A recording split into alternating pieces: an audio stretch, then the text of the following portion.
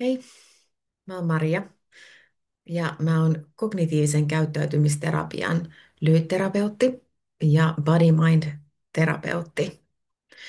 Mä oon erikoistunut hoitamaan ihmisiä, jotka kärsii fibromyalgiasta, kroonisesta väsymysoireyhtymästä, long covidista ja kroonisesta lyventaudista.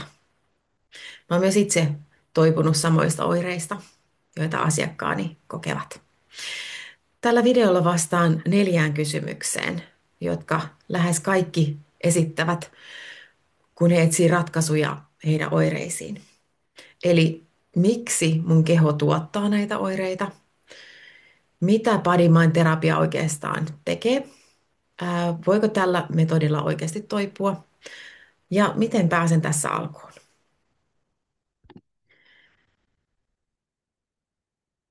Eli miksi kehoni tuottaa oireita? Jos lääkäri sanoo, että kaikki testit on normaaleja, mutta keho silti tuottaa oireita. On kipua, uupumusta, aivosumua, suolisto-ongelmia ja muita oireita. Niin keho ei tee itse asiassa virhettä, vaan se tarkoittaa sitä, että hermosto, erityisesti meidän limbinen järjestelmä, joka sijaitsee meidän aivoissa, niin se on jäänyt hälytystilaan. Tämä tila syntyy yleensä sen jälkeen, kun ihminen on kokenut pitkittynyttä stressiä, tunteiden sivuuttamista, vaikeita elämäntilanteita, traumaattisia kokemuksia ja myös suorittamista yli omien rajojen. Nämä kehon oireet ei ole sairaus, vaan itse asiassa viesti siitä, että jokin meidän elämässä tunnetasolla tai elämäntilanteessa niin ei ole tasapainossa. No mitä sitten body mind terapia tekee? Body mind terapia ei keskity oireisiin, vaan siihen, miksi keho joutuu hälyttämään. Tällä menetelmällä tutkitaan, mitä limbinen järjestelmä yrittää sulle kertoa, mitä tunteita tai tarpeita on ohitettu, mitä kuormitusta keho ei enää jaksa, mitkä elämäntavat pitävät meidän elimistön ylivireänä ja mitä meidän elämässä pitäisi muuttua, että keho ei enää tuottaisi näitä oireita.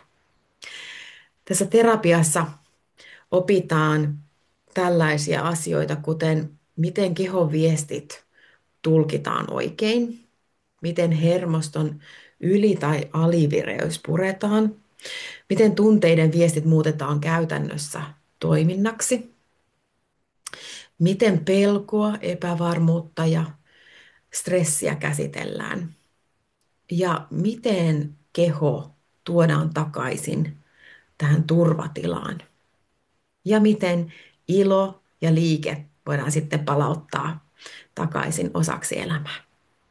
Eli tavoite ei ole analysoida menneisyyttä loputtomiin, vaan luodaan keholle uusi, terveempi toimintamalli. Voiko tällä menetelmällä sitten oikeasti toipua? Tämä on hirveän tärkeä kysymys. Ja vastaus onkin siihen, että kyllä. Siksi, koska limbinen järjestelmä on muovautuva.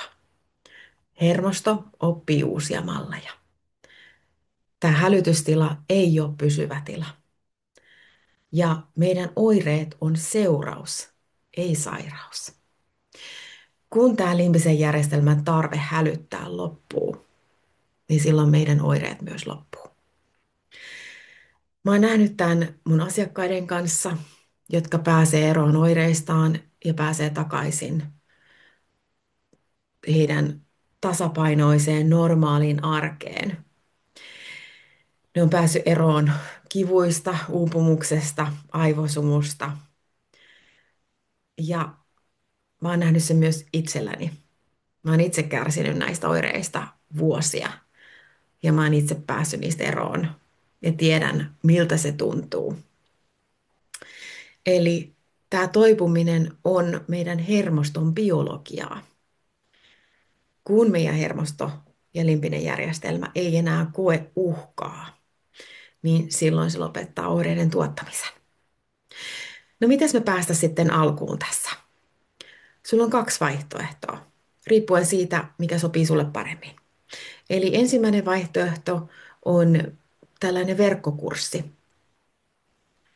Ja jos haluat aloittaa sen kanssa sitten rauhassa kotona omalla tahdilla, mä opetan näillä videoilla sulle, miten hermosto rauhoitetaan, miten oireet tulkitaan, miten pelko puretaan, miten liike palautetaan ilman kipua, miten keho opetetaan takaisin turvatilaan. Kaikki on vaihe vaiheelta selitettynä. Toinen vaihtoehto on tällaiset henkilökohtaiset tapaamiset terapeutin kanssa. Eli jos haluat henkilökohtaista ohjausta, me voimme käydä läpi juuri sinun elämäntilanteesi, mikä pitää sinun oireesi ja hermostosi ylivireänä, mikä on näiden oireiden todellinen syy, mitkä tunteet tai tarpeet on jäänyt huomiotta ja miten rakennetaan taas sinun polkusi takaisin tasapainoon. Tämä on yleensä nopein tapa päästä alkuun. Jos tunnistat itsesi tästä ja haluat oppia, kuinka hermoston hälytystila puretaan, voit aloittaa joko verkkokurssilla tai sitten varata tämän yksilötapaamisen. Keho ei enää tarvitse lisää lepoa, vaan keho tarvitsee oikean vastauksen sen viestiin, ja silloin oireiden ei enää tarvitse jatkua.